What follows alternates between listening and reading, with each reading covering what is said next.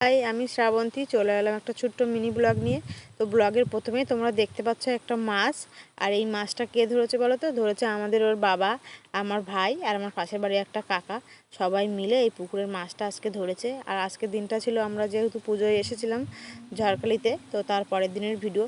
এই মাছটা অনেক দিন আগে থেকে একবার জালে পড়েছিল, তো আমার মা এই মাছটা রেখে দিয়েছিল যে ভোটের সময় আমার বোন, আমার ভাই সবাই বাড়ি আসবে, আমরা আসবো, 3 ছেলে মেয়ে এক জায়গা হলে তারপরে খাওয়া দাওয়া হবে মাছটা ধরে। তো আমার ভোটের সময় আমার বোন তো আসতে পারেনি, আমার ভাই বাড়িতে এসেছে। আর আজকে হচ্ছে আমার ভাই চলেও যাবে মহারাষ্ট্রে, যেহেতু ওর কোম্পানিতে বলে এসেছে, মানে সেইভাবে ছুটি নিয়ে এসেছে। অনেক দিন হয়ে গেল, 10 দিন হয়ে গেছে। তো মাছটা অলরেডি দেখো এখানে আমার ভাই আর পাশের বাড়ির মামা মিলে কেটেও দিয়েছে।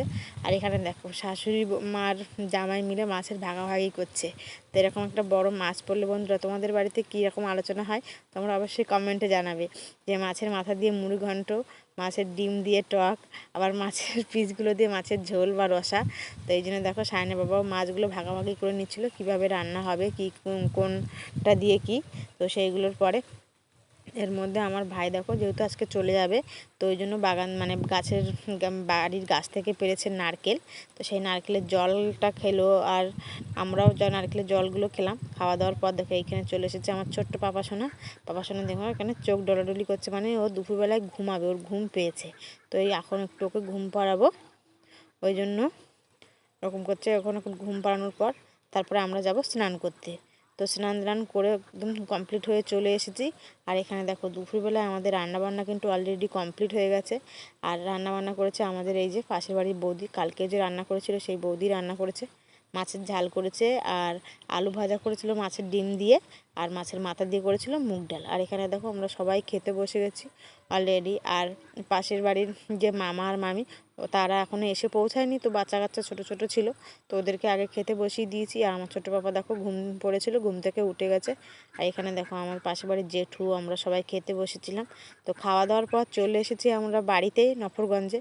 আর যেহেতু তোমাদের বলেছিলাম যে ভাই চলে যাবে, তো ওই জন্য দেখো ভাই চলে যাওয়ার জন্য পুরোপুরি রেডি হয়ে গেছে। আর ওর ব্যাগ ছিল আমাদের এইখানে, তাই জন্য ও চলে এসেছে।